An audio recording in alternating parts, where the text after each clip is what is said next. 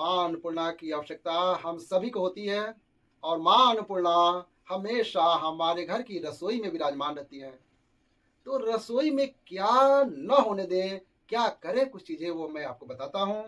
समस्त गृहिणियों को जो सुन रही हैं, सबसे जो चाहते हैं कि हमारे घर में कभी गरीबी ना रहे, अन्न की कमी ना रहे, हमारे घर कभी भी कोई आने वाला भूखा ना लौटे, ऐसे लोगों को कुछ उपाय अपने घर के लिए अवश्य करने चाहिए। और ये सारी व्यवस्था रसोई की है, इसलिए माताओं की अहम भूमिका इसमें हो जाती है। पहली बात, जिस स्थान पर भोजन बनता है उसे हमारे यहाँ रसोई कहते हैं। आजकल नाम बदल गया है, युग के साथ परिवर्तित हुई है रसोई, उसका नाम किचन हो गया है। अब वो किचन बन के हमारे घरों में विराजमान है। किचन हो या रसोई, विशेष इस बात का ध्यान देना है कि आपकी रसोई गंदी नहीं होनी चाहिए। जो रसोई, जो किचन गंदी होती है, वहां अन्नपूर्णा वास नहीं करती हैं। आप भी गंदे कमरे में तो रहना पसंद नहीं करते हैं, वो तो देवी देवता हैं। सबसे पहली आवश्यकता है कि आपके रसोई का स्थान स्वच्छ और पवित्र रहना चाहिए। इसीलिए हमारे यहाँ गाय के गोबर से चौका लगता था पहले रसोई में। तो कोशिश करें कि प्रत्येक दिन, अगर आप चौका नहीं लगा सकते हैं तो गंगा जल से रसोई में छिड़काव अवश्य करें, गंगा जल छिड़क दें। पहली बात कि आपकी रसोई पवित्र होनी चाहिए, साफ होनी चाहिए। दूसरी बात जो अहम है वो ये है, आपकी रसोई में जब आप प्रवेश करें तो ये चाकू इत्यादि होते हैं, उसका दर्शन प्रवेश करते समय नहीं होना चाहिए। जो काटने वाली वस्तुएं हैं, जिनसे आप सब्जी वगैरह काटते हैं, वहां पहुंचते जैसे एंट्री मारते ही आपको चाकू वगैरह का दर्शन नहीं होना चाहिए, तो उससे बचें। और भी एक दो चीजें होती हैं जिनसे माता बहनें जो सब्जी काटती हैं, कहने का अभिप्राय है कि जो भी सब्जियां काटने के काम में आती हैं, ऐसी वस्तुएं हैं, आपके रसोई घर में प्रवेश करते ही आपको उनका दर्शन नहीं होना चाहिए। इसका मतलब ये है कि उनको छिपा कर रखिए कहीं, जब आवश्यकता हो तो उनको निकालो फिर वही रख दो। अब इनका दर्शन से क्या होता है कि ये जितने भी काटने वाले संसाधन है, ये निगेटिव एनर्जी बढ़ाते हैं। अगर आप प्रवेश करते ही इनका दर्शन करेंगे तो आपके हृदय में नेगेटिव एनर्जी आएगी और रसोई में भी नेगेटिव एनर्जी आ जाएगी, और भोजन के माध्यम से जो भोजन करेगा उन तक वो नेगेटिव एनर्जी ट्रांसफर हो जाएगी।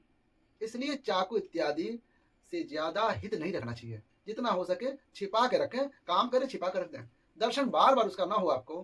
कई लोग तो हमने देखा कमरे में भी, बाहर इधर उधर जाना ना पड़े, कमरे में ही चाकू रख देते हैं, तो निगेटिव एनर्जी आएगी ही आएगी। प्रवेश करते ही आपको इनका दर्शन ना हो, ऐसी व्यवस्था करनी चाहिए। दूसरा, अपने घर का भोजन आपको कभी भी उघाड़ा नहीं रखना चाहिए, ढक के रखना चाहिए।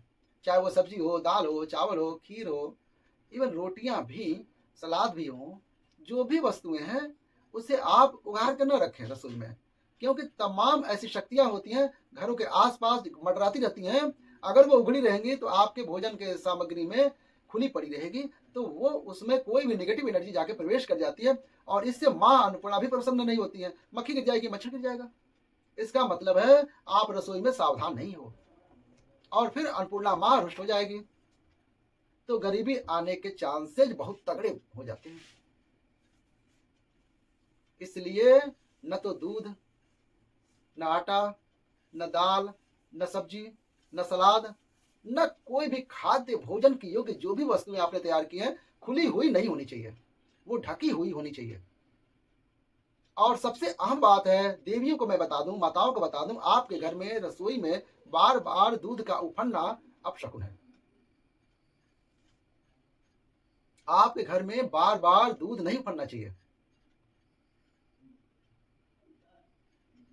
आपके घर में तेल गरम, घी गरम आपके हाथों को नहीं जलाना चाहिए।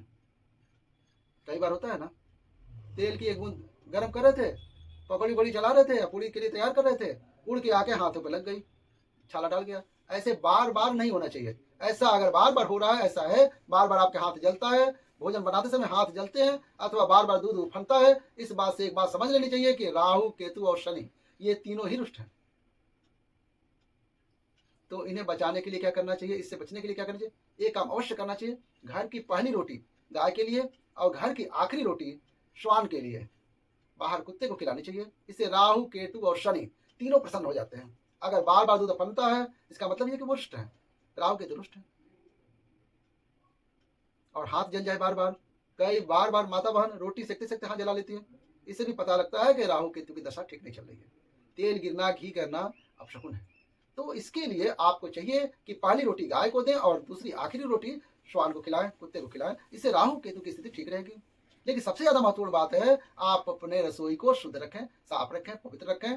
दूसरे, दूध गर्म करते समय ध्यान रखें कि दूध बार बार उपने ना आपके घर में।